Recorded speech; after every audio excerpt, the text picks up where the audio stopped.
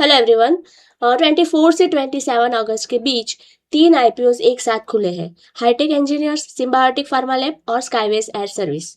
और इंटरेस्टिंग बात यह है कि तीनों IPOs का जीएमपी पॉजिटिव है। लेकिन सवाल यह है कि क्या सिर्फ जीएमपी देख के हमें आईपीओ में अप्लाई करना चाहिए? मेरे हिसाब से नहीं। आज हम तीनों के बिजनेस, फाइनेंशियल, वैल्यूएशन, जीएमपी सबको कंपेयर करेंगे और आखिर में मैं आपको अपनी नंबर 1, नंबर 2 और नंबर 3 प्रेफरेंस भी बताऊंगी। तो चलिए स्टार्ट करते हैं।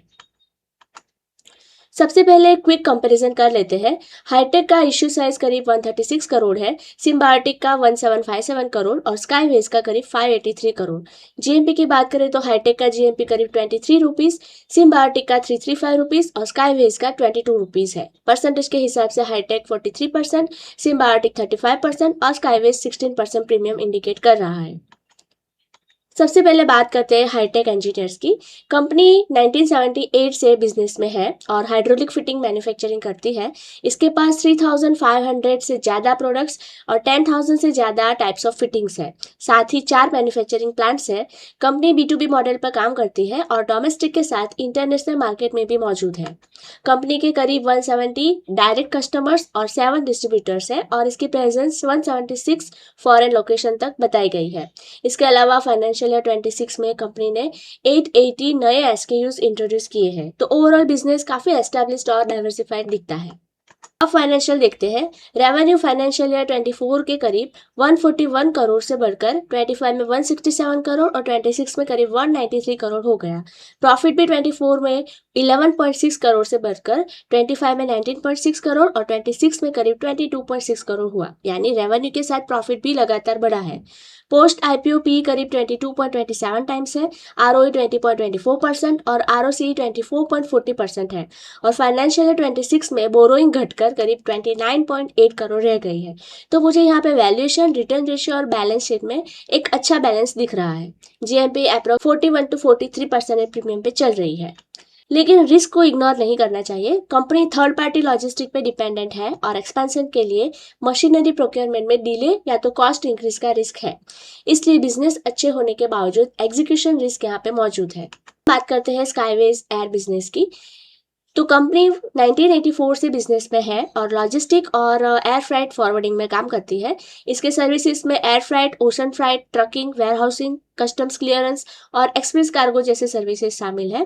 यानी बिजनेस का सर्विस पोर्टफोलियो काफी डाइवर्सिफाइड है। हम स्काईवेज का फाइनेंशियल डिस्कस कर लेते हैं।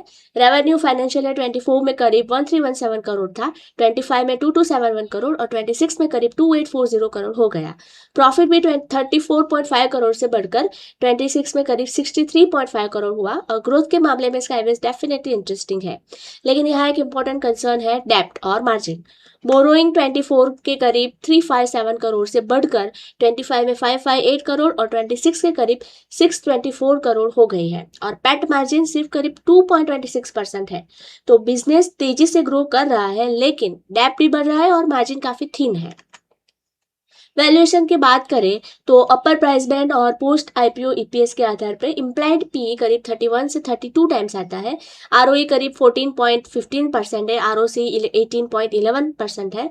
तो हाईटेक के करीब 22 टाइम्स PE की कंपैरिजन में स्काईवेज थोड़ा और मुझे ज़्यादा एक्सपेंसिव दिखता है। हालांकि इसकी ग्रोथ भी हाईटेक के मुकाबले काफ़ी तेज है और जीएमपी अप्रोक्सीमेटली 16% प्रीमियम पे अभी चल रहा है। एक पॉजिटिव पॉइंट भी है कि फ्रेश इश्यू से मिलने वाले करीब 399 करोड़ में से 217 करोड़ डेब्ट रीपेमेंट और करीब 130 करोड़ वर्किंग कैपिटल के लिए यूज किए जाएंगे। यानी IPO प्रोसेस का एक बड़ा हिस्सा बैलेंस शीट और वर्किंग कैपिटल को सपोर्ट करने में जा रहा है। तो ये एक पॉजिटिव पॉइंट है। लेकिन रिस्क भी क्लियर है।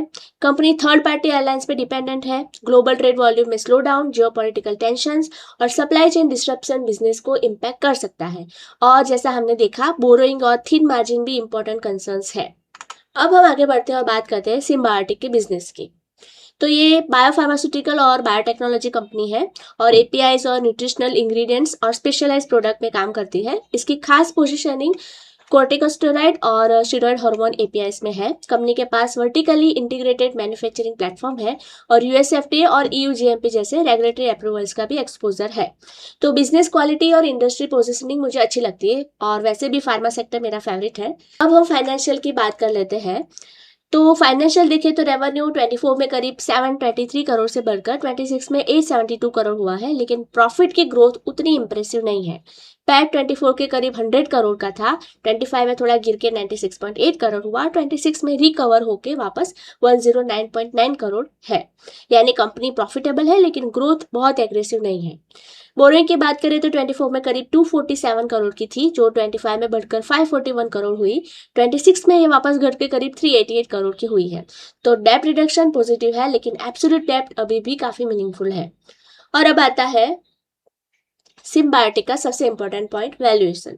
पोस्ट आईपीओ पी करीब 56.81 टाइम्स है, आरओई 11.19%, आरओसीई 11.56%, पीबी भी करीब 5.35 टाइम्स है।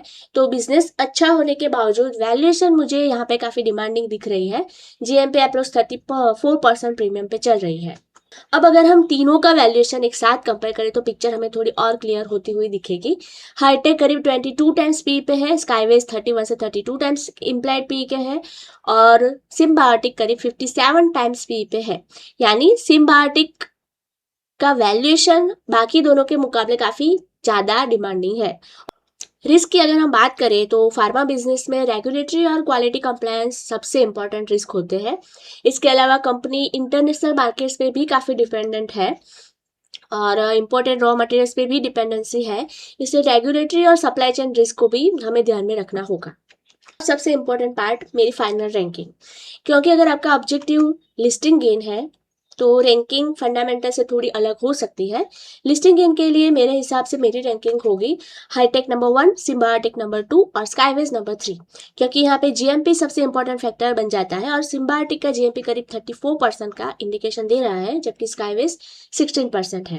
अगर मैं शॉर्ट टर्म की बात करूँ तो मेरी रैंकिंग फिर भी हाईटेक, सिम्बायोटिक और स्काईवेज ही रहेगी, क्योंकि हाईटेक में जीएमपी के साथ सब्सक्रिप्शन मोमेंटम भी बहुत स्ट्रांग है और सिम्बायोटिक का जीएमपी स्ट्रांग है। लेकिन जब हम मिड टर्म में आते हैं तो जहां वैल्यूएशन, बिजनेस परफॉर्मेंस और एग्जीक्यूशन ज्यादा इंपॉर्टेंट हो जाते हैं, तो फिर मेरी रैंकिंग यहाँ पे बदलेगी। हाईटेक नंबर 1, स्काईवेज नंबर 2 और सिम्बायोटिक नंबर 3 पे मैं कंसिडर करूंगी। और अगर मैं लॉन्ग टर्म फंडामेंटल इन्वेस्टर के नजरिए से देखूं तो मेरी फिर प्रेफरेंस होगी हाईटेक नंबर 1, स्काईवेज नंबर 2 और सिम्बायोटिक नंबर 3। तो इंटरेस्टिंग बात यह है कि हर आईपीओ हर टाइम होरिजन के लिए इक्वली अट्रैक्टिव नहीं होता। अगर मैं ओवरऑल इन्वेस्टर पर्सपेक्टिव से देखूं तो हाईटेक मुझे सबसे बैलेंस दिखता है।